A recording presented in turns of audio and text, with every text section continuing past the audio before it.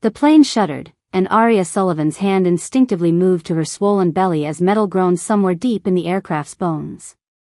6 months pregnant and broke, she was the last person who should be analyzing engine harmonics at 30,000 feet. But old habits died hard, especially when you'd spent 5 years designing the very systems that kept private jets airborne. Just turbulence, she whispered to herself, settling back into the leather seat that probably cost more than her monthly rent. If she still had an apartment to pay rent on. 3 rows ahead, Damon Steele's dark head bent over financial reports, his broad shoulders filling out his tailored suit like he owned the world. Which, considering his net worth, wasn't far from the truth. He hadn't looked at her once since she'd boarded his private jet in Denver. Not when she'd struggled with her carry-on, her pregnant body awkward and unfamiliar.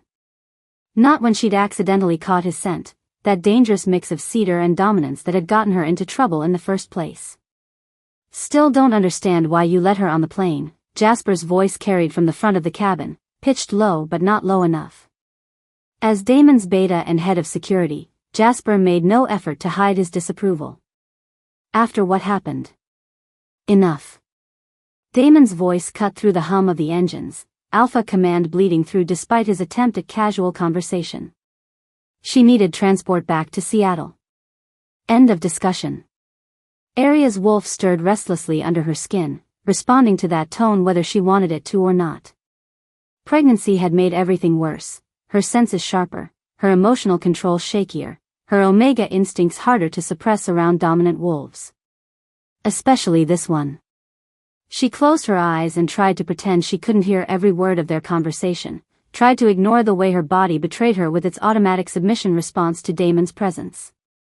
6 months ago, she'd been Steele Aerospace's rising star, the brilliant engineer who could solve problems no one else could see. Now she was unemployed, blacklisted, and carrying a secret that could destroy what was left of her reputation. Pack trash who overstepped her bounds, Jasper muttered, thinking his voice was too quiet for her enhanced hearing to catch. The words hit like a physical blow. Arya's hand tightened on the armrest, nails digging into expensive leather. She'd heard worse over the years. Growing up in the foster system after her parents died had taught her to develop thick skin. But somehow, hearing it from Jasper while Damon sat silent stung worse than any childhood taunt. The plane shuddered again, more violently this time. Arya's engineer brain kicked into automatic analysis mode, cataloging the frequency of the vibration, the slight change in engine pitch that preceded it. Something was wrong. Not catastrophically wrong, not yet, but wrong enough that her professional instincts screamed warnings. She looked around the cabin.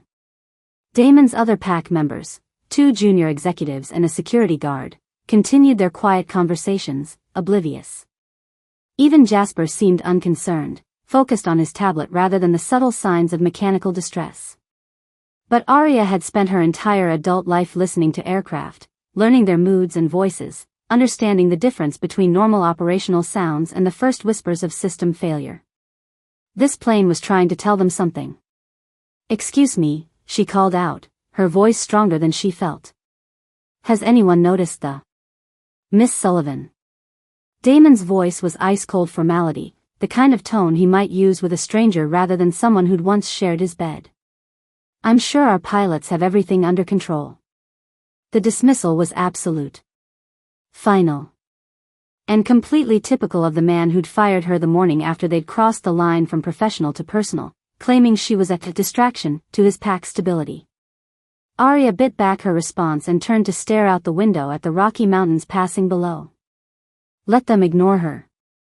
She was just the passenger now, just the unwanted reminder of Damon's momentary lapse in judgment. If they wanted to pretend the increasingly obvious mechanical issues were just rough air, that was their choice. Another shudder, stronger this time.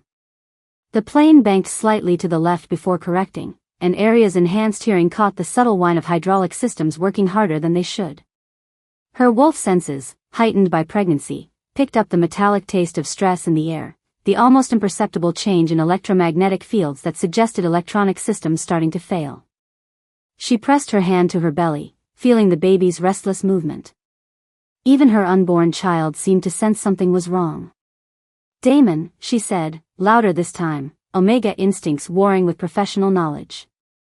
Something's not right with the aircraft systems. I can hear. Arya. Her name was a warning, delivered in that alpha tone that made her wolf want to bare her throat in submission. You're not employed by Steel Aerospace anymore. You don't need to analyze every mechanical sound. The words were designed to put her in her place, to remind her that she no longer had the right to voice professional opinions in his presence. They worked, sending a flush of shame and anger through her system that made the baby kick in response to her elevated heart rate. But they also crystallized something that had been building in her chest since the moment she'd walked onto this plane. She was done being dismissed. Done being treated like pack trash by a man who'd been happy enough to take what she offered when it suited him. Done staying quiet when her expertise could save lives. The plane gave another, more violent shudder, and this time the lights flickered.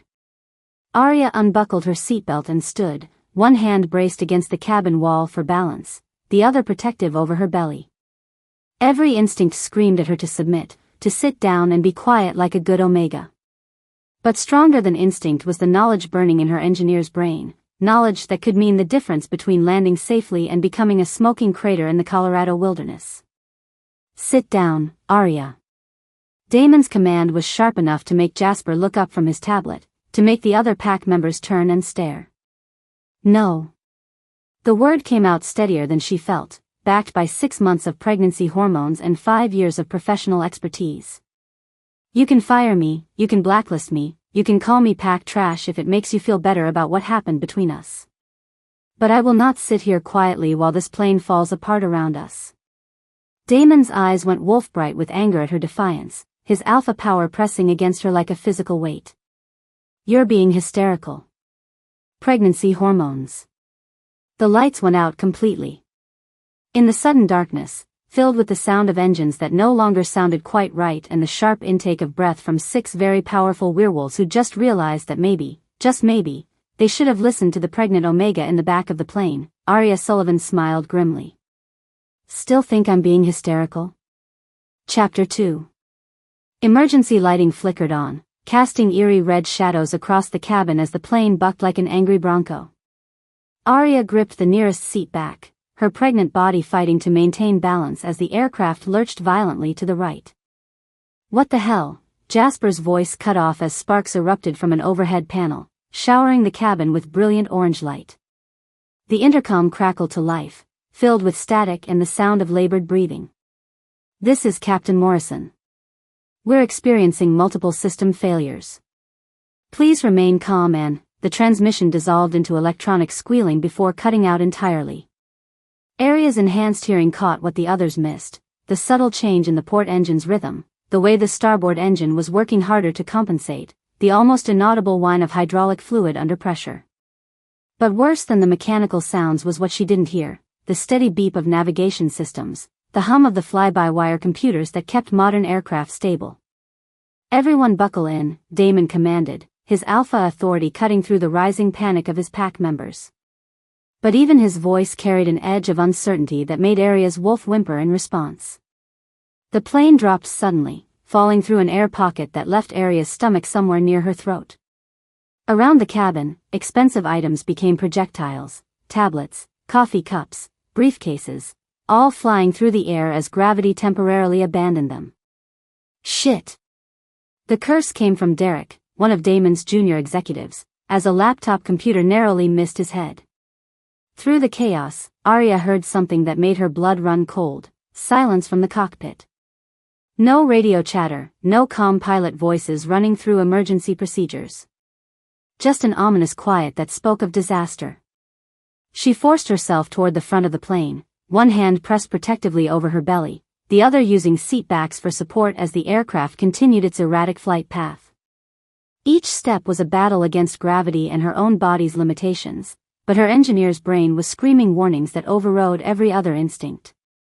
Arya, get back to your seat. Jasper grabbed her arm as she passed his row. You're pregnant, for Christ's sake. This is no time for. Let go of me. Her voice carried an authority that surprised them both.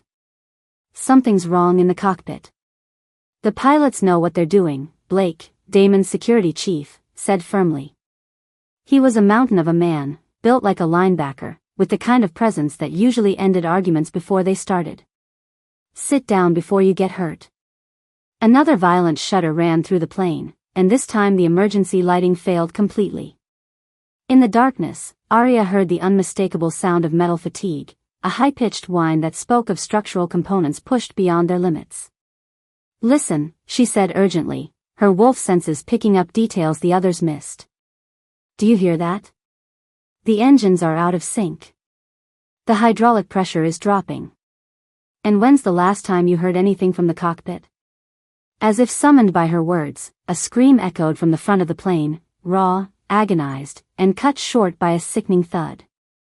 Damon was out of his seat in an instant, moving with inhuman speed toward the cockpit door.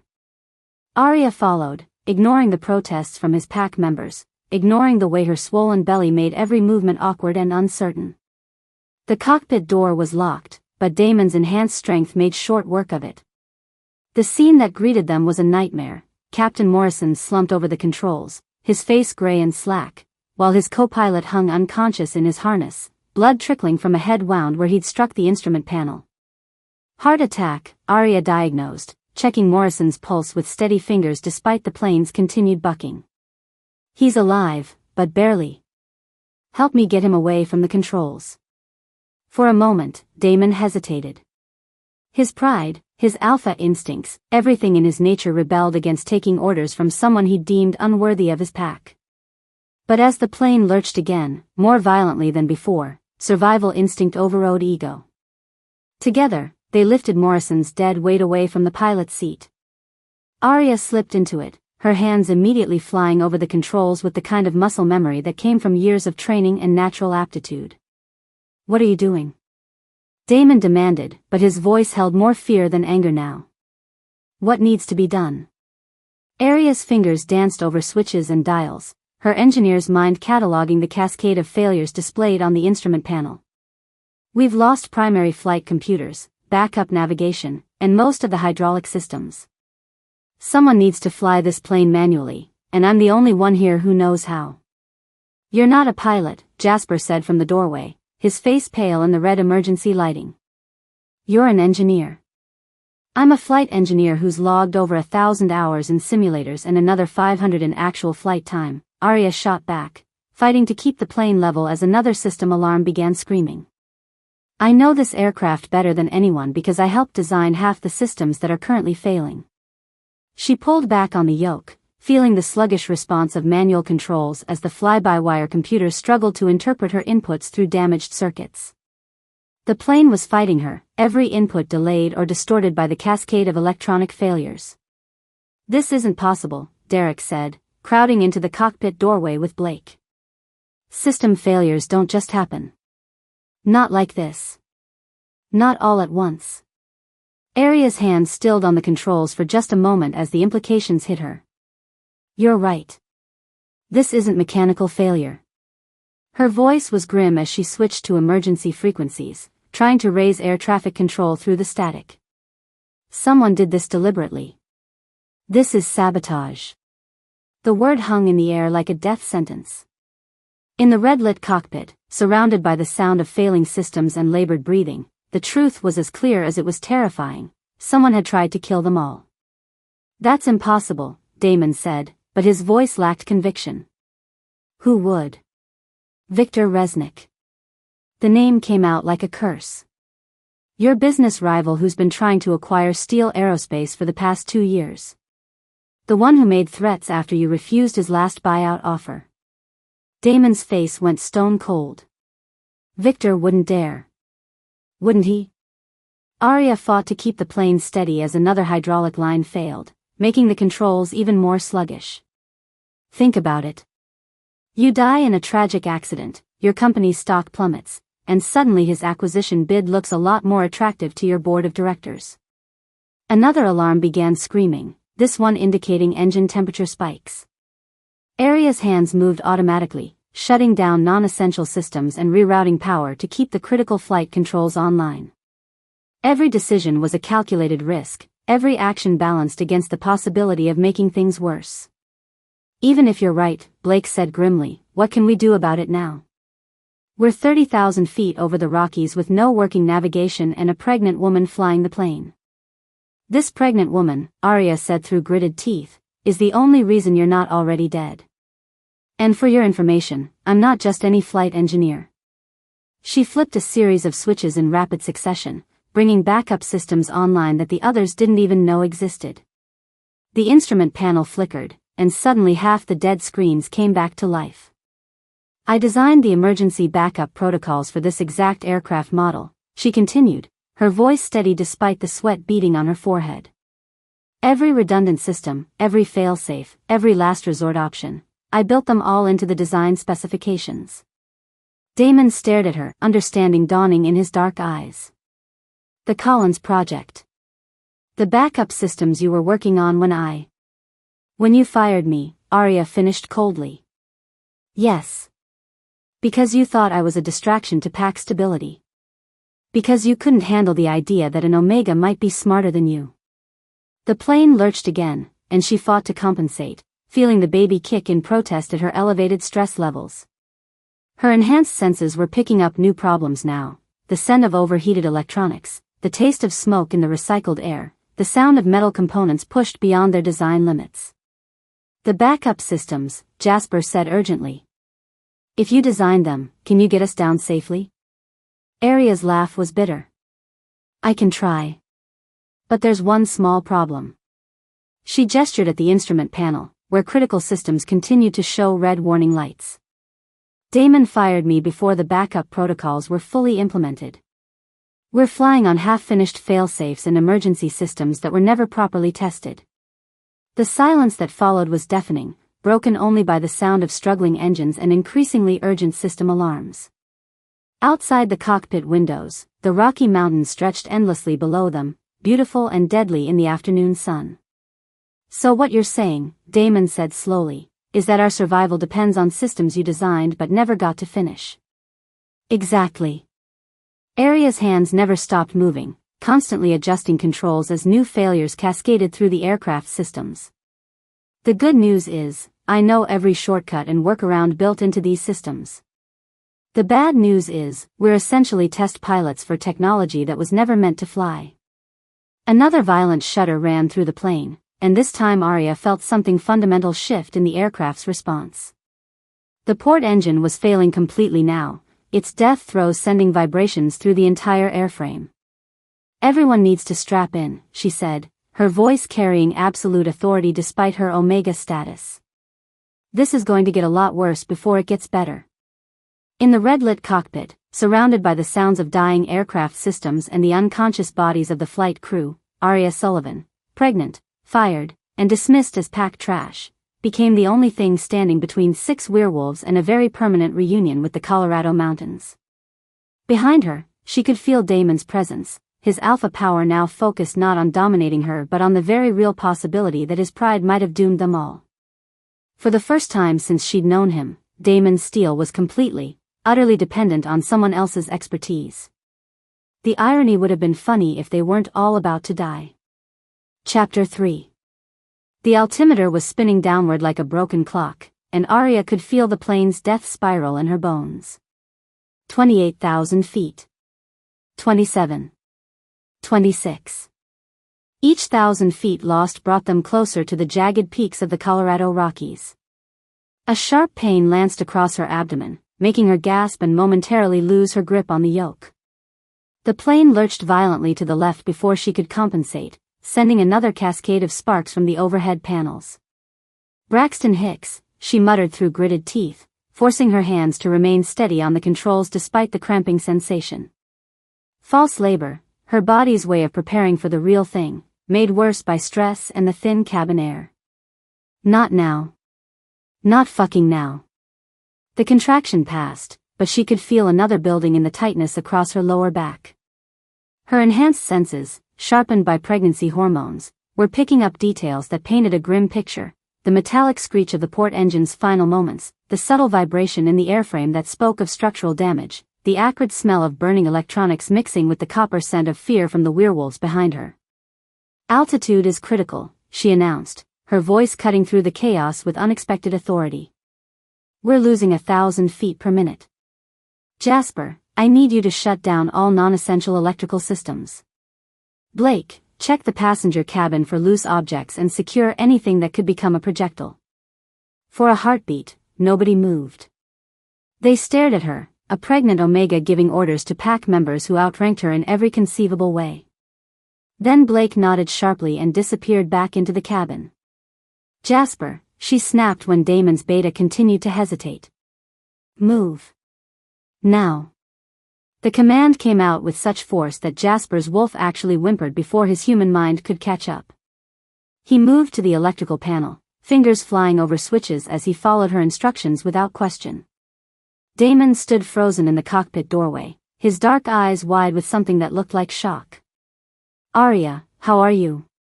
Questions later. Action now. Another contraction hit, stronger this time, and she rode it out while manually adjusting the trim tabs to keep the plane from spinning into an unrecoverable dive. Damon, I need your strength. The manual controls are getting heavier as we lose hydraulic pressure. I can't handle them alone. He didn't move. His alpha pride warred visibly with the reality of their situation, his wolf instincts confused by an Omega displaying dominance behaviors that should have been impossible. 24,000 feet. 23. Damon. The roar that came out of her throat carried every ounce of authority she'd been hiding for years, every bit of leadership potential that she'd been taught to suppress as an Omega. Get your ass over here and help me fly this plane, or we all die. Your choice. The sheer force of the command hit him like a physical blow. For a moment, his eyes flashed gold with his wolf's confusion and submission response. Then training kicked in, and he moved to the co-pilot's seat, his hands joining hers on the heavy controls. The difference was immediate. With Damon's enhanced strength supporting her efforts, she could feel the plane's response improve. Not by much, they were still falling like a stone, but enough to give her hope that she could find a controlled crash site instead of simply auguring into the mountainside. How is this possible? Derek's voice came from behind them, filled with awe and terror. She's an Omega. Omegas don't command alphas.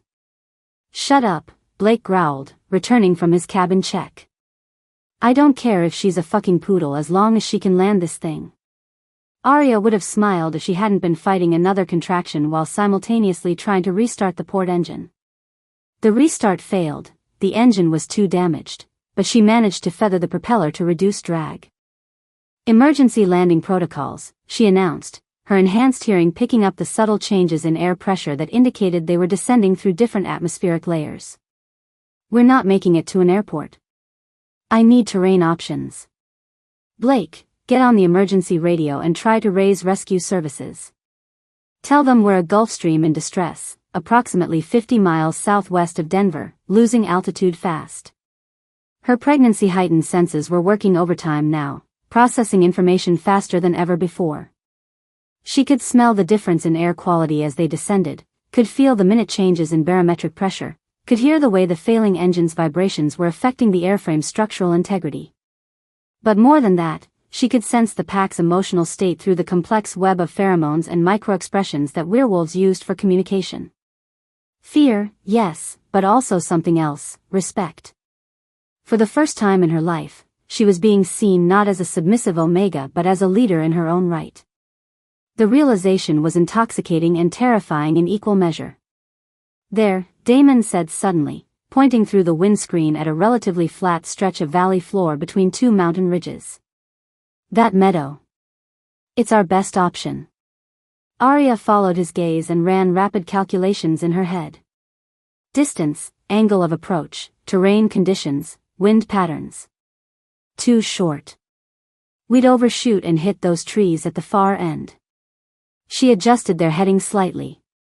But there, see that frozen lake? If the ice is thick enough to support us. That's a hell of a gamble, Jasper said, his face pale as he watched the altimeter continue its relentless countdown. Everything's a gamble now.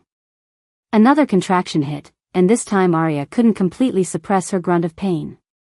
The baby was responding to her stress, moving restlessly as if sensing the danger they were all in. 15,000 feet. 14. 13. Arya, Damon's voice was gentler now, filled with concern that he'd never shown her before. The contractions. Are you going into labor? Braxton Hicks, she repeated firmly, though privately she was beginning to wonder. The pains were coming more frequently now, and with each one, her wolf seemed to grow stronger, more protective, more dominant. My body's just preparing. It's normal. Normal. As if anything about this situation could be called normal. A pregnant Omega commanding a pack of alphas while crash-landing a sabotaged aircraft. She'd have laughed if she'd had the breath for it. The lake was growing larger through the windscreen now, its frozen surface gleaming like polished steel in the afternoon sunlight. From their current angle, it looked smooth enough for an emergency landing, but appearances could be deceiving. Ice that looked solid from altitude might be riddled with weak spots that would send them straight through to the frigid water below. Landing gear, she decided. We'll try to set down with wheels. If the ice breaks, at least we'll have some chance of staying afloat until rescue arrives. The gear might not deploy, Jasper warned. We've lost most of our hydraulic systems. Then we'll use the manual backup. Arya's hands were already moving to the emergency controls, muscle memory guiding her through procedures she'd practiced countless times in simulators. Damon, when I tell you, pull that red handle. Hard. It'll drop the gear mechanically. He nodded, his earlier resistance replaced by absolute trust in her expertise. The change in his demeanor was startling, where once he'd dismissed her opinions, now he hung on her every word like a lifeline. 10,000 feet. 9. 8. The lake filled their entire view now, and Arya could see details that made her stomach clench with fear. Pressure ridges where the ice had buckled and refrozen. Dark patches that might be thin spots or might just be shadows. No way to know until they were committed to the landing. This is it, she announced. Everyone strap in tight. We're going to hit hard. Another contraction gripped her, stronger than before, and for a moment her vision blurred with pain. The protective instincts that came with pregnancy roared to life, not just for her unborn child but for every soul on this aircraft. Her wolf surged forward, flooding her system with adrenaline and a fierce determination to save her pack. Her pack. When had she started thinking of them that way? Gear down. Now, she commanded, and Damon yanked the emergency handle without hesitation. The landing gear deployed with a mechanical thunk that they felt through the airframe. 3 green lights appeared on the instrument panel, all gear down and locked. One piece of good news in a sea of catastrophe. 5,000 feet. 4. 3. Flaps full. Cut power to the remaining engine. We're coming in hot and heavy, so brace for impact. Her voice remained steady despite the fear coursing through her veins, despite the contractions that were coming almost continuously now. The ice rushed up to meet them with terrifying speed. At the last second, Arya pulled back on the yoke, trying to flare the aircraft for a gentler touchdown. The plane responded sluggishly, its damaged systems fighting her every command. 2,000 feet. 1,000. 500. Hold on, she screamed. The main gear touched down on the frozen lake with a bone-jarring impact that sent shock waves through the aircraft. For a heart-stopping moment, the ice held. Then it began to crack with sounds like gunshots, spider-web fractures racing away from their touchdown point in all directions. The plane bounced once, twice, then settled onto the surface as Arya fought to keep it straight with the rudder pedals. Behind them, a rooster tail of ice chunks and frigid water marked their passage across the lake's surface. Reverse thrust, she shouted, but there was no response from the remaining engine. Manual brakes. Damon was already there, helping her stomp on the brake pedals with enhanced werewolf strength. The plane slowed, but they were still moving too fast, still heading toward the rocky shoreline at the far end of the lake. We're not going to stop in time, Derek said, his voice tight with fear. Yes, we are. The command in Arya's voice brooked no argument. She yanked on the emergency brake handle, engaging systems that shrieked in protest but held. The plane shuddered to a stop with less than 50 yards to spare before the tree line. For a moment, absolute silence filled the cockpit. Then Jasper started laughing, high, slightly hysterical laughter that spoke of relief and disbelief in equal measure. "We're alive," Blake said wonderingly. "Holy shit, we're actually alive." But Arya wasn't listening to the celebration. Her enhanced senses were picking up new information: the groan of ice under their weight, the smell of aviation fuel leaking from damaged lines, the taste of smoke that meant fires were still smoldering somewhere in the aircraft systems. And underneath it all, a new scent that made her wolf whimper with recognition and need. "We need to evacuate," she said, already unbuckling her harness. "The ice won't hold our weight much longer, and we've got fuel leaks. This plane is going to be a fireball in about 10 minutes. As if summoned by her words, the acrid smell of smoke grew stronger. "Move," she barked, and this time no one hesitated to follow her orders. In the space of 30 minutes, everything had changed. The Omega who'd been dismissed as pack trash had just saved all their lives, commanding alphas with an authority that defied every rule of werewolf hierarchy. And as they prepared to evacuate onto the frozen wilderness of a Colorado lake, Arya Sullivan realized that the contractions racking her body weren't false labor after all. Her baby was coming, whether she was ready or not. Chapter 4. The ice beneath the aircraft groaned ominously as Arya hauled herself out of the pilot's seat, one hand pressed to her lower back where the contractions were building to a crescendo she could no longer deny. Real labor. Not Braxton Hicks, not stress responses. Her body was preparing to deliver her child in the middle of a frozen Colorado wilderness with a damaged plane that could explode at any moment. "Emergency evacuation," she commanded, her voice steady despite the pain radiating through her abdomen. "Jasper, grab the emergency kit from the rear compartment. Blake, help me get the pilots out. Derek, check for any communications equipment that's still functional." But as she moved toward the unconscious Captain Morrison, something on the co-pilot's tablet caught her eye. The screen was cracked but still functional, displaying what looked like code, lines of programming that made her engineer's blood run cold. "Son of a bitch," she breathed, sinking heavily into the co-pilot's seat as another contraction hit. This wasn't mechanical failure. This was deliberate. Damon appeared at her shoulder, his presence both comforting and infuriating. "What are you talking about? Look at this." She pointed to the tablet screen with a shaking finger. "Someone hacked into our fly-by-wire system remotely. See these command sequences? They're designed to create cascading failures, make it look like mechanical problems while systematically shutting down every backup system." The code was elegant in its maliciousness, each line designed to create the appearance of random system failures while actually following a predetermined sequence. Whoever had written it knew Steel Aerospace's aircraft intimately, understood exactly which systems to target and in what order. "Victor," Damon growled, his wolf eyes flashing gold with rage. "That bastard actually tried to kill us." "Not us," Arya corrected, scrolling through more of the malicious code despite the cramping pain in her belly. "You. This attack was specifically targeting this aircraft, this flight plan, this passenger manifest. Victor didn't know I'd be on board." She found what she was looking for buried in the code's metadata, a digital signature that made her gasp. "Jesus Christ, Damon. He has someone inside your company. Someone with access to your most secure systems." The implications hit them both simultaneously. If Victor had a mole in Steel Aerospace, then this wasn't just about a business rival trying to eliminate competition. This was corporate espionage on a massive scale, with attempted murder thrown in as a bonus. "Who?" Damon's voice was deadly quiet. "Who in my company would?" A massive crack echoed across the lake as the ice beneath them shifted under the aircraft's weight. Water began seeping up through the fissures, dark and deadly cold.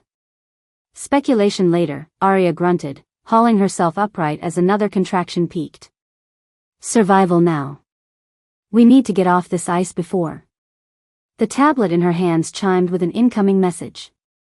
Despite everything, the failing ice, the labor pains, the smoke beginning to fill the cabin, she looked at the screen and felt her blood turn to liquid nitrogen. The message was simple, sent from an encrypted account: "Congratulations on surviving round 1. Round 2 begins now." VR. He's watching us, she whispered. Victor's monitoring our emergency transponder. He knows we survived. Before Damon could respond, the sound of helicopter rotors echoed across the frozen lake. But instead of the rescue aircraft they'd been hoping for, this helicopter bore no rescue markings. It circled the downed plane like a predator, and Aria's enhanced hearing picked up something that made her wolf snarl with protective rage. That's not rescue, she said grimly. They're armed. The first gunshot shattered the cockpit window 6 inches from Damon's head. The second and third sent the pack diving for cover as bullets sparked off the aircraft's fuselage. Get down! Blake roared, his military training kicking in as he assessed their tactical situation. We're sitting ducks out here. But Aria wasn't moving. Another contraction was building, stronger than before, and through the pain she was calculating angles, distances, possibilities. Her engineer's mind was running survival scenarios even as her body prepared to bring new life into this nightmare. The fuel tanks, she said through gritted teeth. If they rupture the fuel tanks, the explosion will take out anyone within 100 yards. Including us, Jasper pointed out grimly. Not if we're not here. She struggled to her feet, one hand braced against the cockpit wall. There's an emergency raft in the rear compartment. We get to the shore, we might have a chance. Another burst of gunfire raked the aircraft, and this time Aria smelled the acrid scent of leaking aviation fuel. They were out of time. Move, she commanded, and this time her alpha voice carried such authority that even Damon didn't hesitate to follow her orders. The evacuation was chaos incarnate. Blake and Jasper hauled the unconscious pilots toward the emergency exit while Derek fought to deploy the inflatable raft. Damon stayed close to Aria, his protective instincts warring with his ingrained alpha pride as she continued to bark orders despite being in active labor. Damon, help Derek with the raft. Jasper, we need those emergency supplies. Blake, another contraction hit, stronger than before, and she doubled over with a gasp that she couldn't suppress. Aria, Damon's voice was gentler now, filled with concern that cut through her pain. How far apart are the contractions? 3 minutes, she admitted, hating the vulnerability in her voice. Maybe less. His face went pale. Christ. We need to get you to a hospital. Nearest hospital is 200 miles away, and in case you haven't noticed, we're currently being shot at by your business rivals' hired killers.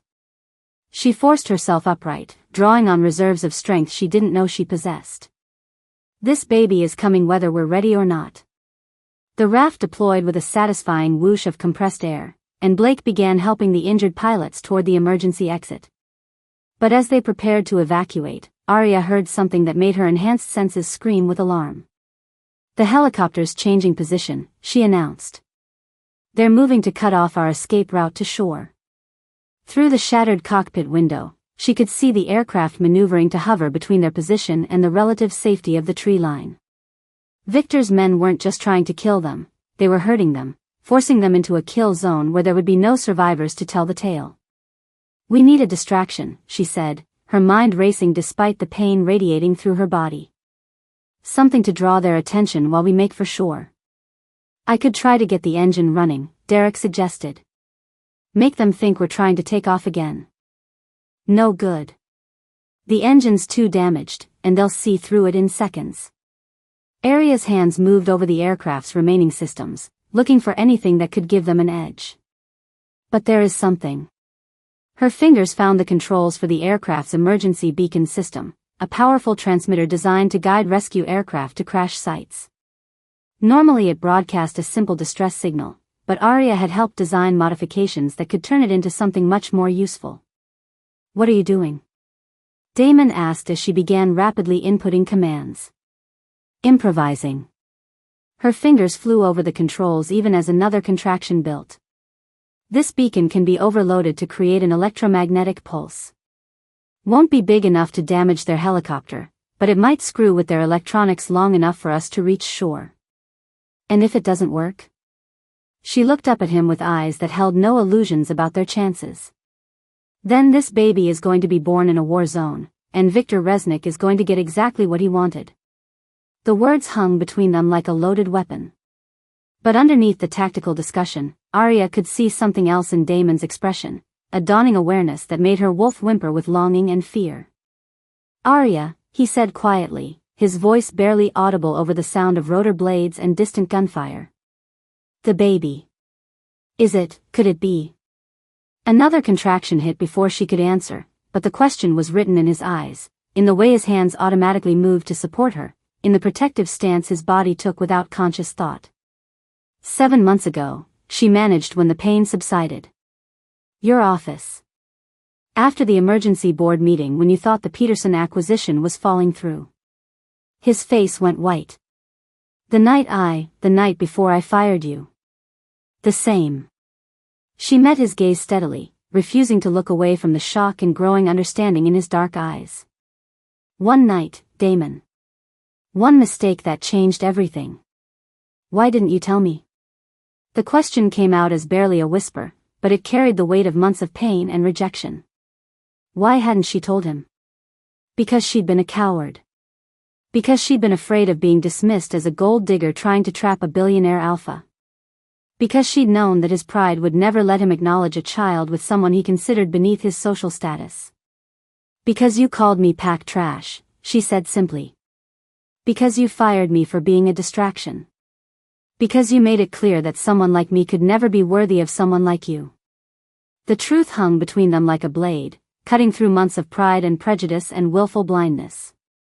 Around them, the sounds of their dire situation continued, the groan of shifting ice, the whir of helicopter blades, the acrid smell of leaking fuel.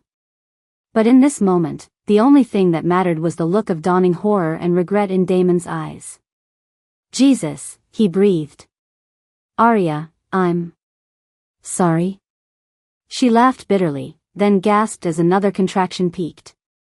"Save it for after we survive this.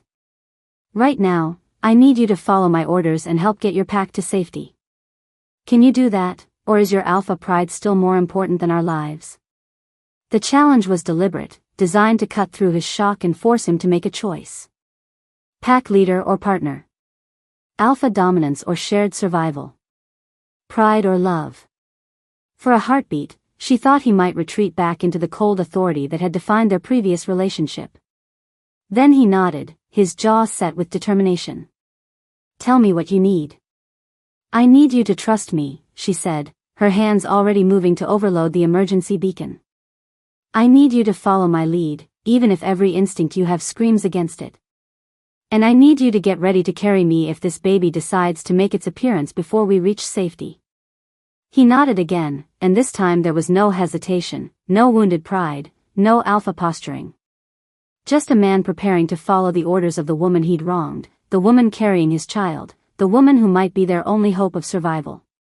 "Beacon overload in 10 seconds, she announced to the others. "When the EMP hits, we move fast and hard for the shore. Blake, you take point. Jasper, cover our 6. Derek, help with the pilots. And Damon." She looked at him as another contraction built, her wolf recognizing his complete submission to her authority for the first time in their tumultuous history. "Damon, you stay with me. No matter what happens, you stay with me." "Always," he said, and the simple word carried the weight of a promise that went far beyond their current crisis.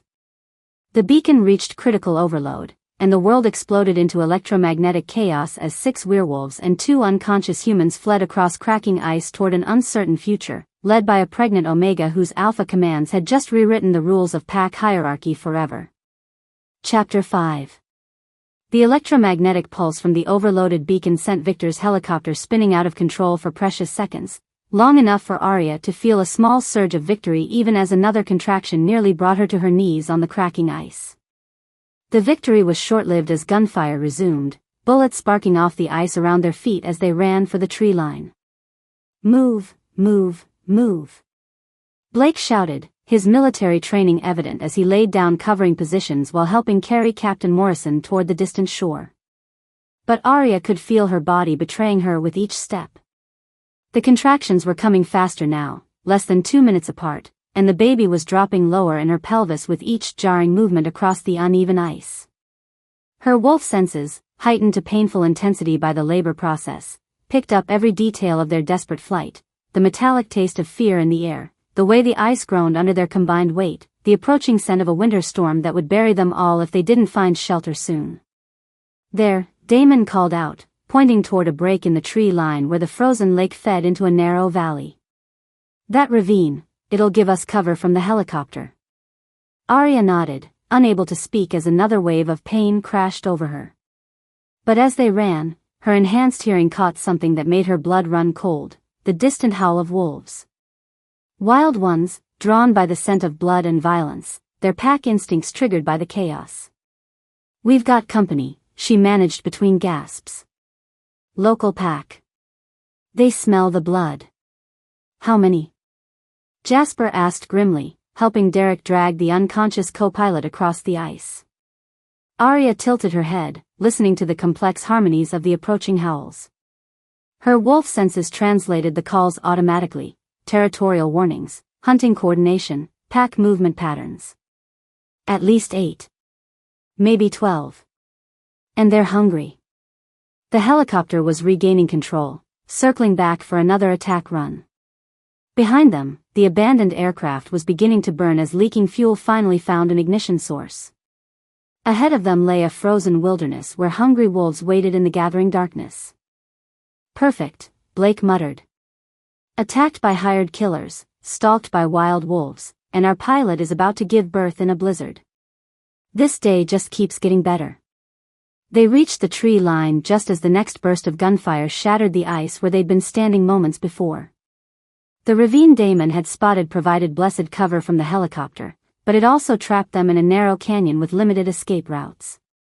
"Shelter," Arya gasped, leaning heavily against a snow-covered boulder as another contraction peaked.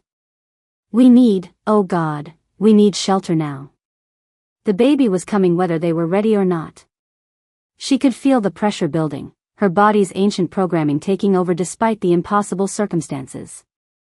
This child had chosen the worst possible moment to make its entrance into the world. "The plane wreckage," Derek suggested, looking back toward the burning aircraft. "We could use pieces to build." "Too far," Damon cut him off, his alpha instincts fully focused on protecting Arya now.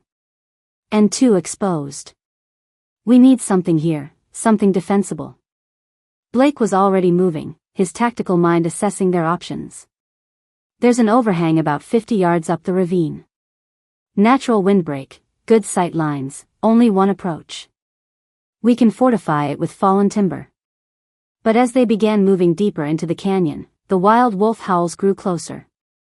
Arya's pregnancy-heightened senses could pick out individual voices now, a large alpha male leading the pack, several females, juveniles eager for their first taste of combat. They were being hunted by creatures who saw them as either prey or territorial intruders. "Damon," she said quietly, catching his arm as another wave of pain threatened to buckle her knees. "I need to tell you something. About what I am. About why I could command your pack back there." He helped her navigate around a fallen log, his strength supporting her when her own body failed. "What do you mean?" "I'm not." She paused, gathering strength for words that would change everything between them. "I'm not just an Omega. I'm something else. Something rare." The howls were getting closer now, and above them the helicopter circled like a mechanical vulture.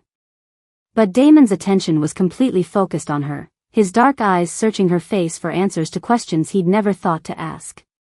"What are you talking about?" "Alpha Omega hybrid," she said simply.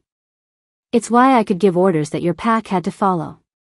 Why I never quite fit the submissive Omega role. Why your father's old advisors told you I was inappropriate for pack membership." The words hung between them as they reached Blake's chosen shelter, a natural cave formation carved into the canyon wall by centuries of water erosion. It wasn't much, but it was defensible and hidden from aerial view. "That's impossible," Jasper said, overhearing as they helped the injured pilots into the cave. "Alpha Omega hybrids are myths. Genetic impossibilities. Tell that to the pack members who just spent an hour following my orders without question," Arya shot back, then doubled over as the strongest contraction yet gripped her body. "Oh God, this baby is coming now." The cave was barely large enough for all of them, but Blake and Derek quickly began fortifying the entrance with fallen branches and stones while Jasper tended to the injured pilots. Damon stayed with Arya, his hands gentle as he helped her settle on a makeshift bed of pine boughs and emergency blankets from the aircraft's survival kit. "How is this possible?" he asked quietly, his voice filled with wonder and growing understanding. "Alpha-Omega hybrids haven't been documented in over a century." "Because we're usually killed as children," Arya said grimly, breathing through another wave of pain. "Too dangerous to the established power structure. Too threatening to traditional pack hierarchy. My parents hid what I was, taught me to suppress the alpha traits and present as Omega only." Outside the cave, the first wild wolf howl echoed much closer than before. Blake appeared at the cave mouth, his expression grim. "They're here," he announced quietly. "At least 10 individuals, surrounding our position. And the helicopter's still circling, waiting for us to make a move." But Arya was beyond caring about external threats. Her body had taken over completely now, ancient biological imperatives overriding everything else. The baby was coming, and nothing, not hired killers, not wild wolves, not the worst blizzard of the decade, was going to stop it. "Damon," she gasped, reaching for his hand. "I need you to catch the baby. Can you do that?" His face went white, but he nodded. "Tell me what to do." What followed was the most surreal hour of any of their lives. While Blake and Derek fought off probing attacks from the wild wolf pack, while Jasper tried to raise rescue services on a damaged radio, while Victor's helicopter circled overhead like a mechanical predator, Arya Sullivan gave birth to her child in a cave in the Colorado wilderness. The labor was fast and brutal, her alpha-omega hybrid nature making everything more intense. Her wolf pushed forward during the worst contractions, golden eyes flashing as ancient protective instincts flooded her system. But it was Damon who anchored her, his steady presence and gentle hands guiding her through each wave of pain. "I can see the head," he said wonderingly, his voice filled with awe despite their desperate circumstances.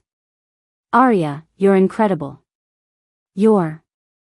His words cut off as the baby slipped into his waiting hands, a tiny, perfect human child with a shock of dark hair and features that were unmistakably his own. For a moment, the cave was filled with absolute silence except for the baby's first, outraged cry. Then the impossible happened. The newborn in Damon's hands began to shimmer, its human form wavering like heat distortion. Before any of them could process what they were seeing, the baby shifted, tiny human limbs becoming even tinier wolf paws, human cries becoming high-pitched puppy whimpers. "Jesus Christ," Blake breathed from the cave entrance. "It's a shifter. A newborn shifter." But Arya was staring at Damon's face, watching as understanding and recognition flooded his features. The baby, their baby, was shifting between forms with the unconscious ease of someone whose dual nature was already perfectly balanced. And the scent that rose from the tiny wolf pup was unmistakably pack, unmistakably family, unmistakably his. "She's mine," he whispered, tears streaming down his face as he looked between the shifting baby and Arya's exhausted but triumphant expression. "She's really mine." The pack bond that snapped into place was like a physical thing, invisible chains of connection and responsibility that bound all three of them together in ways that transcended simple genetics. Arya felt it settle into her bones, warm and permanent and absolutely right. "Emma," she said softly, reaching for her daughter as the tiny wolf pup shifted back to human form. "Her name is Emma." Outside the cave, the wild wolves had gone silent, not because they'd left, but because they sensed something that made their own pack instincts retreat. An alpha-omega hybrid had just given birth to what might be the most powerful werewolf child born in generations, and the ancient magic that surrounded such events was enough to make even hungry predators think twice. But Victor's helicopter was still circling, and the storm that had been threatening all day was finally beginning to deliver on its promise. Snow began falling in thick, heavy flakes that would soon make rescue impossible and turn their shelter into either a sanctuary or a tomb. "Radio's working," Jasper announced quietly, trying not to disturb the new family. "But rescue services say the storm's going to ground all aircraft for at least 3 days. We're on our own until it passes." Damon looked up from his daughter, their daughter, his face showing a transformation that went far beyond the physical. The cold, arrogant alpha who had dismissed Arya as pack trash was gone, replaced by someone who understood that true strength came from protecting what mattered most. "Then we survive," he said simply. "All of us. Together." As if to emphasize the point, little Emma shifted again. Tiny wolf pup form curled trustingly in her mother's arms while her father stood guard at the cave entrance. Outside, the wild wolves began to howl again, but this time, Arya's enhanced senses detected something different in their voices. Respect. Recognition. The acknowledgement that something extraordinary had just taken place in their territory. The Alpha-Omega hybrid had given birth, and the very fabric of pack hierarchy would never be the same. Chapter 6. 5 days into their ordeal, Arya woke to the sound of Emma's soft whimpering and the smell of fresh meat cooking over their carefully maintained fire. Her body still ached from childbirth, every movement a reminder of what she'd endured, but the sharp, debilitating pain of those first days had settled into a manageable soreness that allowed her to think clearly again. Damon knelt by the fire, turning what looked like rabbit meat on improvised spits, his expensive suit long since abandoned for practical clothes scavenged from the emergency supplies. The transformation in him over the past week had been remarkable. Gone was the cold, commanding alpha who'd dismissed her as pack trash. In his place was a man who checked on her every few hours, who brought her water without being asked, who watched Emma sleep with an expression of wonder that never quite left his face. "How did you catch them?" she asked quietly, careful not to wake the baby who dozed against her chest in the sling Blake had fashioned from emergency blankets. "Patience," Damon replied, not looking up from the fire. "Something I never thought I had much of until this week." The irony wasn't lost on her. The billionaire alpha who'd built an empire through aggressive business tactics and dominant pack leadership was learning patience from hunting rabbits in the Colorado wilderness. Meanwhile, she, the dismissed Omega employee, had become their tactical coordinator, planning everything from watch schedules to resource allocation while recovering from childbirth. "Jasper and Derek should be back soon," she said, checking the rough sundial Blake had carved into a flat stone. "I sent them to scout that ridge line we spotted yesterday. If there's a way down into the next valley, we might find a ranger station or at least better shelter." Damon nodded, finally looking at her with those dark eyes that had haunted her dreams for months. "You've thought of everything, haven't you? Supply rotation, defensive positions, rescue alternatives. Even injured and nursing a newborn, you're still 10 steps ahead of the rest of us." There was no condescension in his voice, no alpha posturing. Just genuine admiration mixed with something that might have been regret. Arya shifted Emma to her other arm, using the movement to buy herself time to process the change in him. "I've had a lot of time to think this week," she said carefully. "About a lot of things. Including why you never told me about Emma." The words hung between them like a challenge. They'd danced around this conversation for days, both of them too focused on immediate survival to dig into the painful history that had brought them to this point. But now, with Blake standing watch at the cave entrance and the others temporarily absent, there was nowhere left to hide. "You want the truth?" Arya's voice was steadier than she felt. "I didn't tell you because I knew exactly what would happen. You'd have assumed I was trying to trap you, trying to use pregnancy to elevate my social status in the pack. You'd have paid me off and shipped me somewhere far away where your reputation wouldn't be damaged by association with pack trash." Damon flinched as if she'd struck him. "Arya, I never." "Never what?" "Never called me pack trash. Never fired me the morning after we slept together. Never made it clear that someone from my background could never be worthy of someone from yours." Her words were quiet but they cut deep, each one a carefully aimed reminder of the pain he'd caused. Emma stirred in her arms, sensing her mother's emotional turmoil through the pack bond that connected all three of them. "I was protecting the pack," Damon said weakly. "My advisors said." "Your advisors said what they always say about anyone who threatens the established order." Arya's voice carried the weight of years of suppressed anger. "That I was inappropriate. That I didn't know my place. That someone with my background could never understand the responsibilities of pack leadership." She shifted Emma again, then fixed Damon with a stare that made his wolf whimper with guilt. But here's what your advisors never told you, Damon. Here's what you never bothered to learn about my poor background before you decided I wasn't worthy of your precious pack. The fire crackled between them as she gathered her strength for words that would change everything. I wasn't born poor. I wasn't raised in the foster system because my parents abandoned me or because they were pack outcasts. I was orphaned at 6 years old when the Riverside Pack was destroyed in a territorial war, a war that started because your father's policies cut off their access to traditional hunting grounds. Damon's face went white.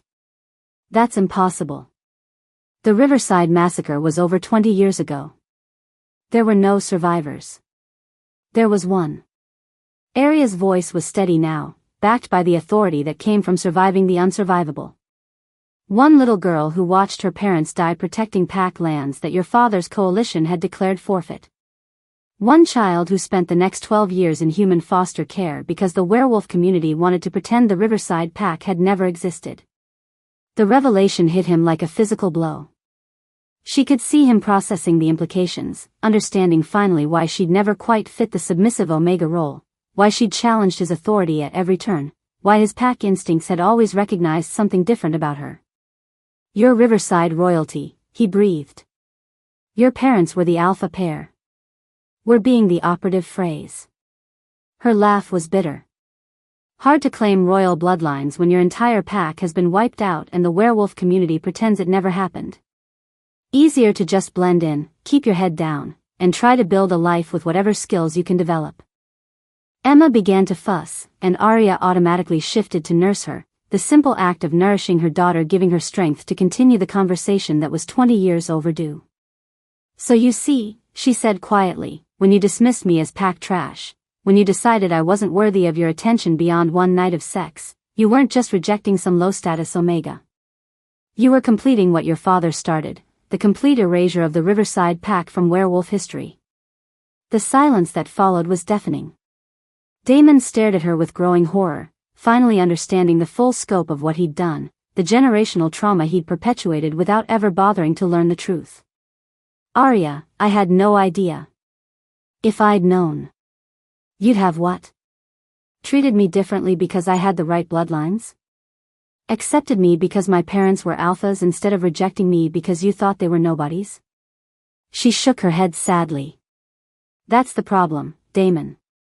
It shouldn't matter what my background is. What should matter is that I was brilliant at my job, that I solved problems no one else could handle, that I saved your company millions of dollars with my innovations. It does matter, he said urgently. You matter. Your ideas, your leadership, your... He was interrupted by Blake's sharp whistle from the cave entrance, the agreed-upon signal for immediate danger. Both of them went still, their enhanced senses automatically scanning for threats. Company, Blake called softly. Armed. At least 4 individuals moving up the ravine. Aria's blood turned to ice. Victor had found them. How? Damon demanded, moving to the cave entrance while Aria quickly secured Emma in her makeshift sling. Blake's expression was grim. Satellite thermal imaging, probably. Our fire's been burning for days, anyone with the right equipment could track the heat signature. Through the cave opening, Aria could hear the subtle sounds of people moving through the forest, the crunch of snow under boots, the whisper of fabric against branches, the metallic click of weapons being readied. Her Alpha-Omega hybrid senses painted a tactical picture that made her stomach clench with fear. Professional soldiers, she diagnosed quietly. Military-grade equipment. They're not here to take prisoners. Emma chose that moment to shift in her sleep, her tiny human form flickering briefly into wolf pup shape before settling back. The brief transformation sent out a pulse of pack magic that would be detectable to any werewolf within a quarter mile. They know we're here, Damon said, his own wolf responding to the newborn's unconscious display of power. And they know we have a shifter child. The implications were terrifying. A newborn werewolf, especially one born to an Alpha-Omega hybrid, would be incredibly valuable to someone like Victor. Not just as leverage against Damon, but as a weapon that could be raised and trained to serve his purposes. Options? Blake asked, his military mind already running tactical scenarios. Aria closed her eyes, letting her enhanced senses map their surroundings. 4 armed hostiles approaching from the south. Steep canyon walls to the east and west. A narrow game trail leading north toward higher ground, but that would mean traveling through open snow where they'd be vulnerable to sniper fire. We run, she decided. North trail, single file, use the tree cover as long as possible. You just gave birth 5 days ago, Damon protested. You can't handle that kind of physical stress. I can handle whatever I have to handle to protect our daughter. The authority in her voice made both men step back instinctively. Blake, grab the emergency supplies. Damon, help me secure Emma for travel. We move in 60 seconds. But as they prepared for desperate flight through hostile wilderness, the sound of gunfire erupted from somewhere behind them in the forest. Not the controlled shots of professional soldiers, but the rapid automatic fire of people under attack. Jasper and Derek, Damon said grimly. Victor's men found them first. Through the pack bond that connected all of Damon's wolves, they could feel the distant echo of fear and pain. 2 of their own were fighting for their lives somewhere in the frozen wilderness, and there was nothing they could do to help. We go now, Arya commanded, slinging Emma across her chest and checking that the baby was secure. Blake, take point. Damon, rear guard. We get to high ground and then we figure out how to help the others. As they slipped out of the cave that had been their sanctuary, Arya felt the familiar surge of alpha authority that had gotten her fired from Steel Aerospace. But this time, she didn't suppress it. This time, she let her wolf take full control, let her hybrid nature manifest in ways that would have terrified Damon's advisors. Because Victor Resnick had made one critical mistake in his hunt for vengeance, he'd threatened her child. And there was no force in heaven or earth more dangerous than an alpha-omega hybrid protecting her young. Behind them, the sounds of battle grew closer as Victor's mercenaries closed in. Ahead of them lay treacherous mountain terrain and the slim hope of escape. And between them and freedom stood the question that had haunted their relationship from the beginning. Could a man who'd been raised to rule learn to follow? Could an alpha who'd built his identity on dominance accept that sometimes the strongest leader was the one who knew when to step aside? As they climbed toward the snowy ridge line with armed killers in pursuit, Arya realized that their survival, and their future as a family, depended on Damon finding the courage to answer that question correctly. Chapter 7. The helicopter that descended into the mountain clearing carried more than just Victor Resnick and his mercenaries. It carried 20 years of buried secrets, corporate ambition, and the kind of generational hatred that could only end in blood.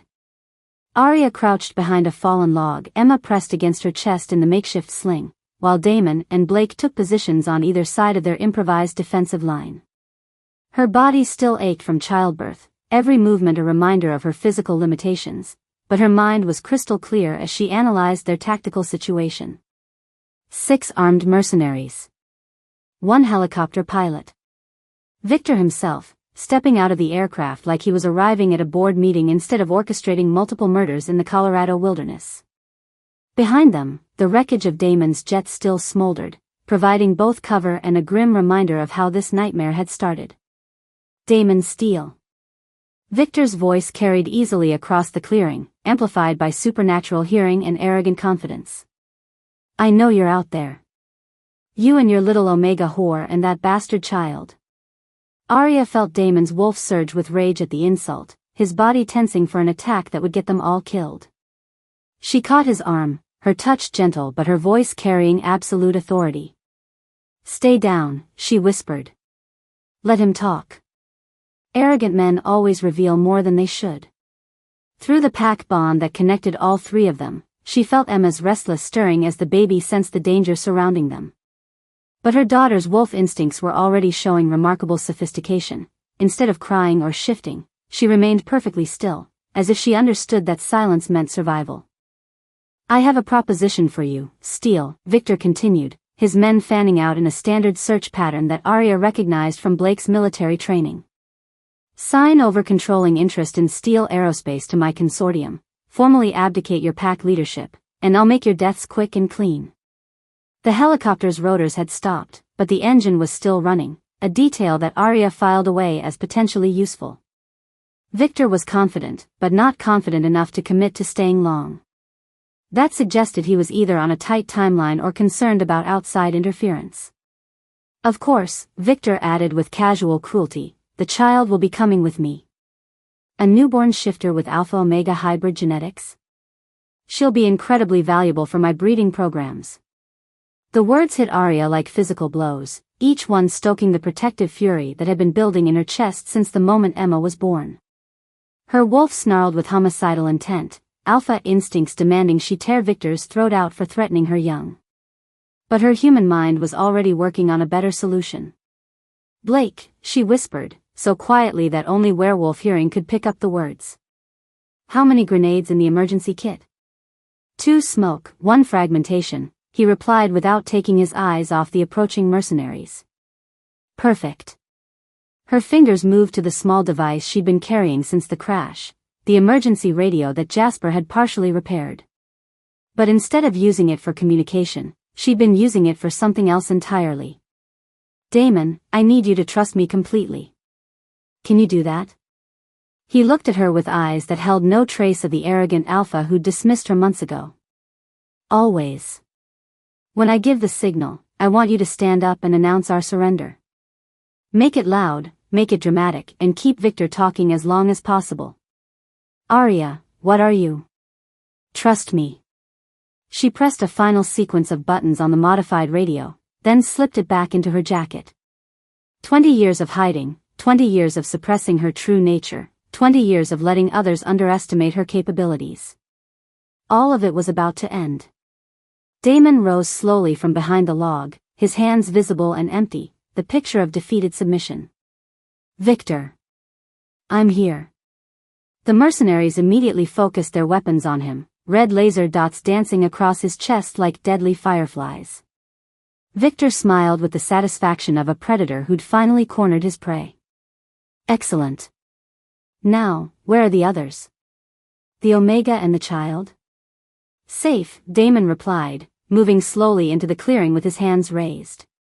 But I want your word that they won't be harmed if I surrender. Victor laughed, the sound echoing off the mountain walls like breaking glass. You're hardly in a position to negotiate, Steel. But I'll tell you what, I'll make the Omega's death quick if you sign the papers without any more dramatics. Papers? Damon was playing his part perfectly, keeping Victor focused and talking while Arya made her final preparations. Corporate transfer documents, pack abdication forms, you're leaving everything to my shell companies. I've been planning this hostile takeover for months, but the plane crash gave me a much more elegant solution than a protracted legal battle. Each word was being picked up by the modified radio in Arya's jacket, transmitted via emergency frequencies to every air traffic control station and rescue service within 100 miles. By now, Victor's confession to corporate sabotage and attempted murder was being recorded by multiple agencies. But that wasn't the only recording device she'd been using. You know, Victor continued, clearly enjoying his moment of triumph, when I hired that hacker to plant malware in your aircraft systems, I never expected the crash to be survivable. You really should be dead by now. The hacker, Damon pressed, still playing for time. Someone inside my company? You're head of IT security, actually. Magnificent irony, don't you think? The man responsible for protecting your digital assets was the one who sold you out. Victor's smile was predatory. Though I suppose it helps that I've been blackmailing him over his gambling debts for the past 2 years. Arya's enhanced hearing picked up the sound of approaching footsteps. The mercenaries were closing in on Blake's position. Time was running out. She rose from behind the log with Emma clutched protectively against her chest, every movement calculated to appear weak and defeated. Don't hurt him, Victor. Please. Victor's attention snapped to her with laser focus, his eyes lighting up with the kind of hunger that made her wolf snarl with protective rage. Ah, the famous Omega engineer. The little nobody who thought she could fly with the alphas. I'm nobody, she agreed quietly, moving closer to the center of the clearing. Just pack trash who got lucky for a while. Pack trash indeed. Victor's voice dripped with contempt. Though I have to admit, your technical skills impressed me. That backup system design you created? It would have been revolutionary if Steele here hadn't been too proud to implement it properly. Each step brought her closer to the helicopter, closer to the wreckage of the jet, closer to the tactical position she needed. Behind Victor, his mercenaries were focused on maintaining their perimeter, confident that a wounded Omega with a newborn posed no threat. They were about to learn how wrong they could be. "Actually, Victor," she said, her voice still soft but carrying an undertone that made several of the mercenaries shift uncomfortably, "there's something you should know about my background. Something that might change your perspective on this whole situation. Nothing about you could possibly interest me beyond your value as leverage against steel." Arya smiled, and for the first time since this nightmare began, the expression carried genuine warmth. "See, that's where you're wrong. Because I'm not actually pack trash at all." She pressed a concealed button on the device hidden in Emma's sling, not the radio this time, but something much more sophisticated.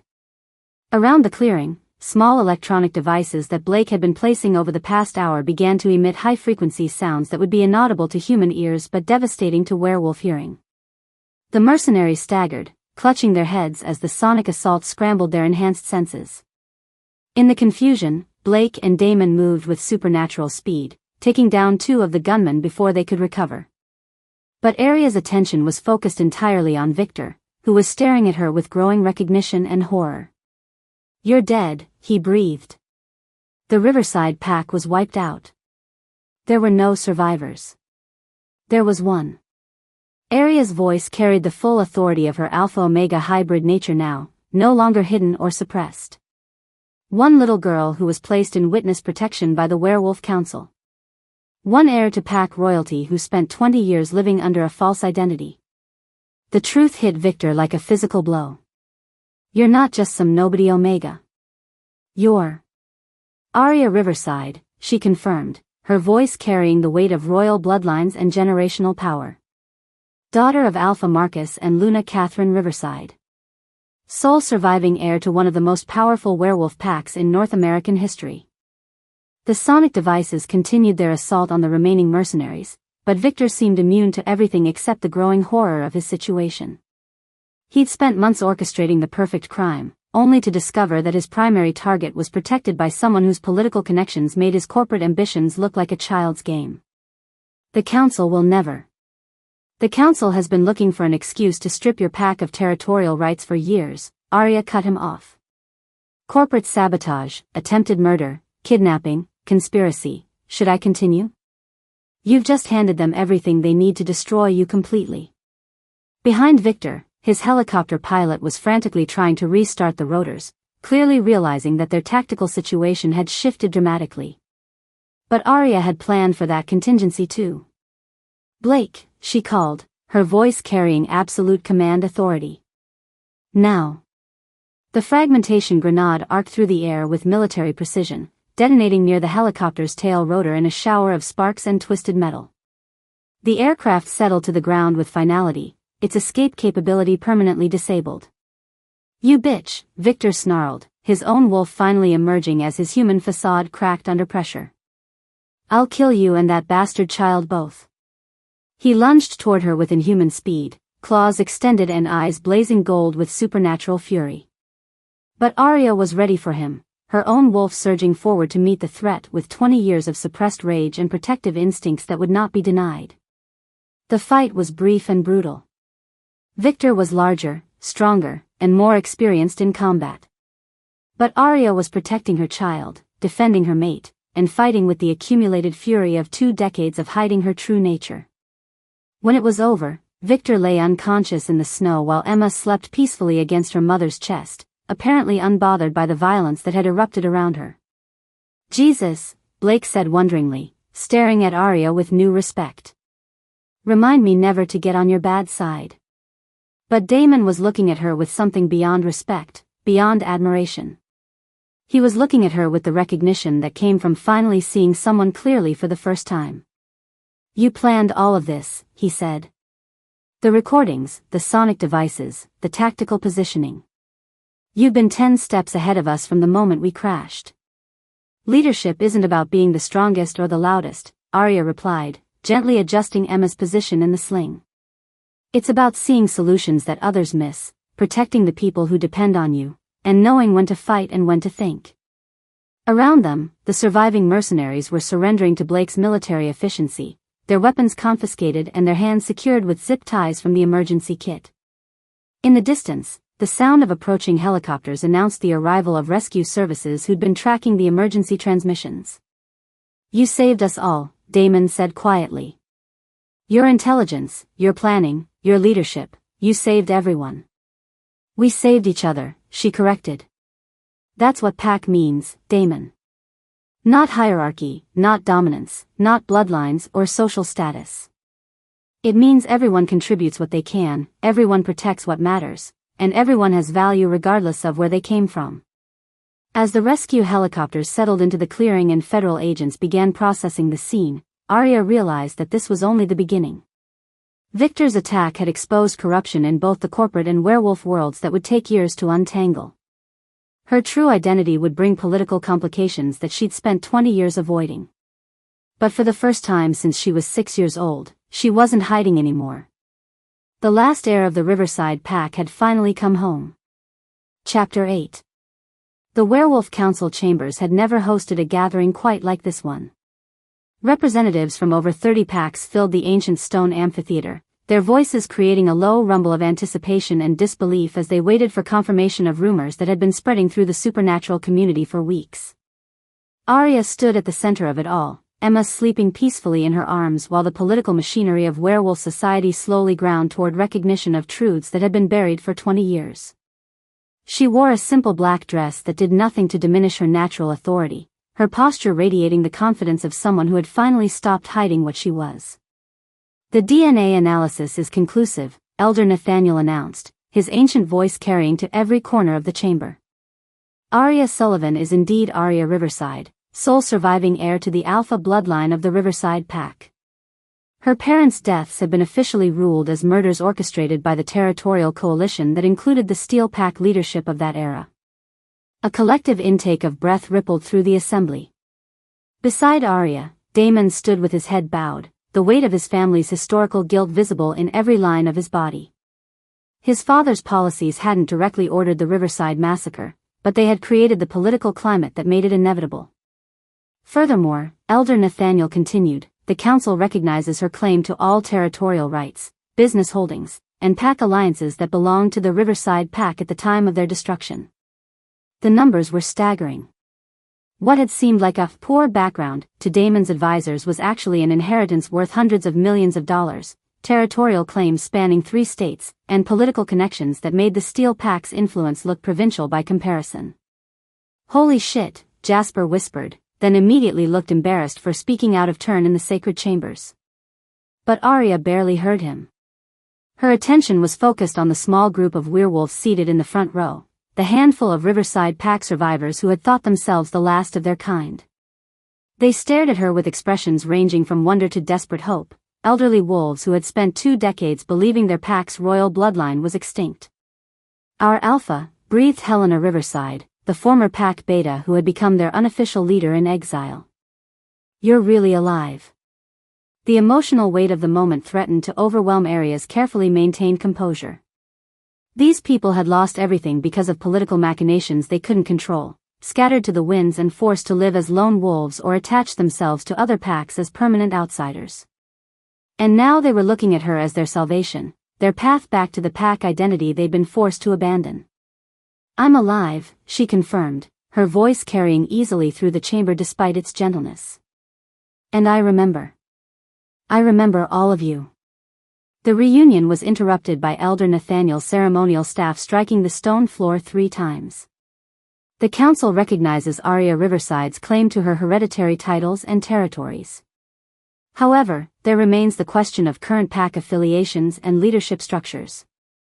This was the moment Arya had been preparing for since the rescue helicopters had lifted them out of the Colorado wilderness 3 weeks ago.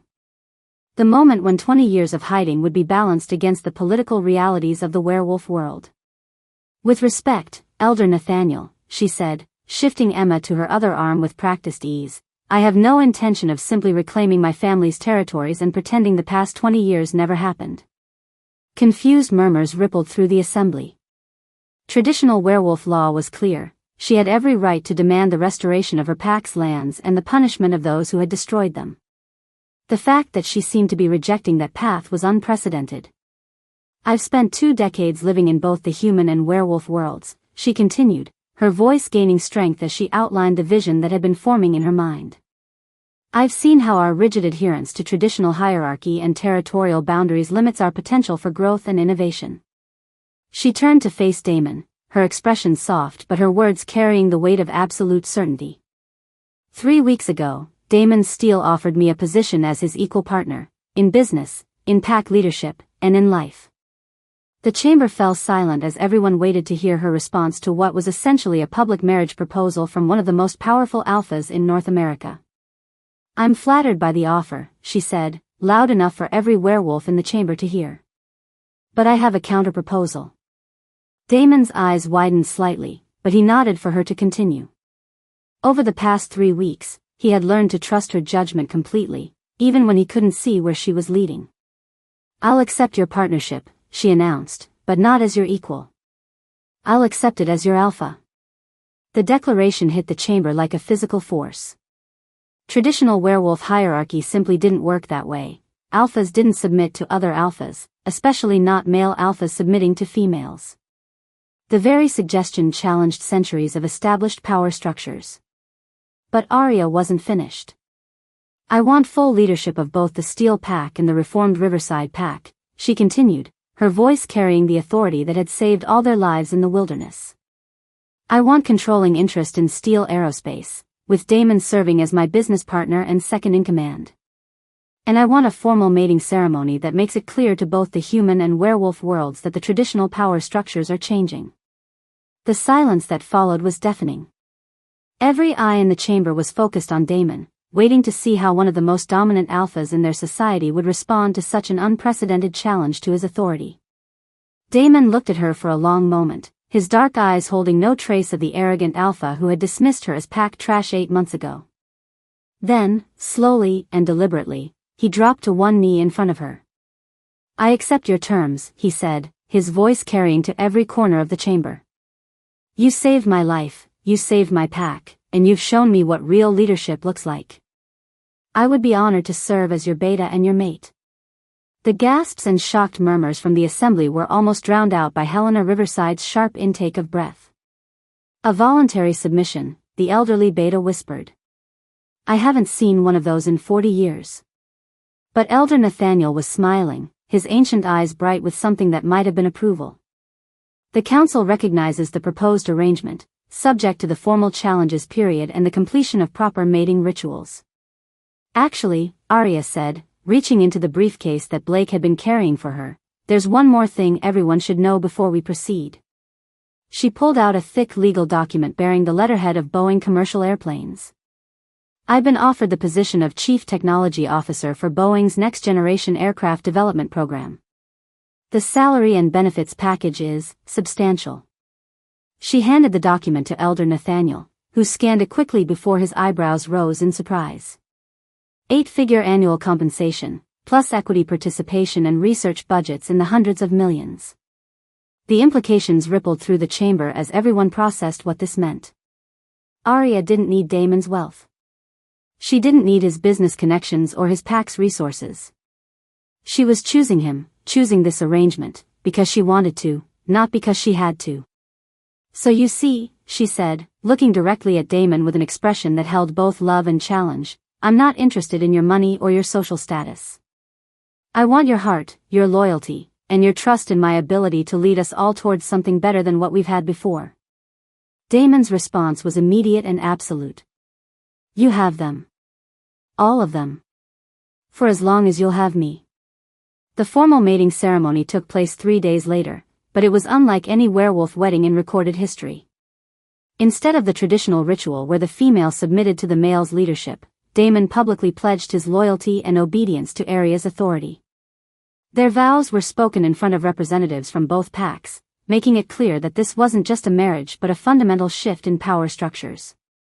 When they exchanged the ritual bite marks that would bind them for life, the pack magic that flowed between them was unlike anything the older werewolves had ever experienced. It spoke of partnership and shared strength rather than dominance and submission, creating bonds that enhanced both of them rather than diminishing one for the benefit of the other. 6 months later, Arya stood in the executive boardroom of Steel Aerospace, now officially renamed Riverside Steel Industries, reviewing quarterly reports that showed profits up 40% and innovation metrics that had attracted attention from aerospace companies worldwide. The new propulsion systems are testing even better than projected, Damon reported, sliding a tablet across the conference table. Boeing wants to accelerate the development timeline and increase their investment by another $200 million. She nodded absently, most of her attention focused on the baby monitor that showed Emma napping peacefully in the adjoining nursery. At 8 months old, their daughter was already showing signs of the extraordinary abilities she'd inherited from both parents, shifting between human and wolf forms with unconscious ease, displaying pack awareness that shouldn't develop for years, and radiating the kind of natural authority that made even adult werewolves instinctively defer to her wishes. The merger with the Riverside survivors is proceeding smoothly, Jasper added from his position as pack coordinator. Helena says the territorial integration should be complete within another month. Blake, now serving as head of security for both the pack and the company, looked up from his own reports. No more incidents with Victor's remaining associates. The federal prosecution is moving forward, and the Werewolf Council has formally stripped his pack of all territorial rights.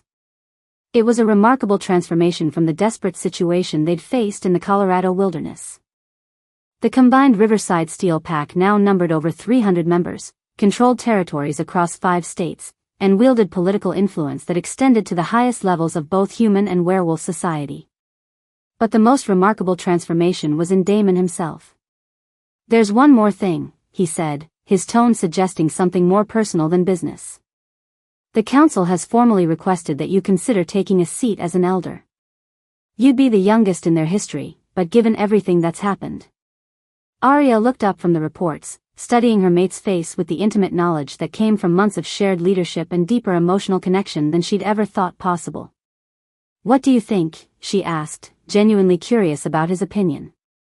It was a question she asked often, not because she needed permission for her decisions, but because she valued his insights and wanted him to feel genuinely included in the leadership process. "I think," Damon said carefully, "that you're already reshaping werewolf society whether you hold an official title or not. The question is whether you want to do it from inside the traditional power structure or from outside it." She smiled, recognizing the political sophistication that had made him a successful business leader even when his personal prejudices had blinded him to other truths. "And what would my devoted beta recommend?" The title was spoken with warmth rather than mockery, but it still made him flush slightly with pleasure. The power dynamic between them had taken months to settle into something comfortable for both of them, but the result was a partnership that felt more natural and sustainable than any relationship either of them had experienced before. "Your devoted beta," he said, moving around the table to stand behind her chair, "recommends that you do whatever feels right for our family and our pack. The formal titles are less important than the reality of what you've already accomplished." Emma chose that moment to wake up, her soft babbling coming through the monitor along with the subtle sounds of shifting that meant she was cycling between her human and wolf forms. Arya stood immediately, her maternal instincts overriding everything else, but Damon was already moving toward the nursery door. "I'll get her," he said, then paused to look back at his mate with an expression that still held traces of wonder even after all these months. "Have I mentioned lately that I love watching you run the world?" "Only every day," she replied, but her smile took any sting out of the words. "And I love watching you figure out that strength isn't about domination. It's about building something together that's greater than what either of us could achieve alone." As Damon disappeared into the nursery to collect their daughter, Arya turned back to the report spread across the conference table. Profit margins, innovation metrics, territorial boundaries, pack politics. All of it was important, but it was also just the foundation for something much larger. Emma's laughter echoed from the nursery, followed by Damon's deeper chuckle as he played with their daughter. The sound made Arya's heart clench with happiness and hope for a future that looked nothing like the painful past that had brought them all together. Outside the boardroom windows, the Seattle skyline stretched toward mountains that no longer held memories of survival and desperation, but instead promised adventures yet to come. And in the nursery, a baby who carried the bloodlines of 2 powerful packs was learning that strength came not from dominating others, but from the love and trust that bound families, chosen and born, together. The new Alpha Order had begun, and it was nothing like what anyone had expected. It was better. Thank you for listening to this story. Like, share and subscribe for more.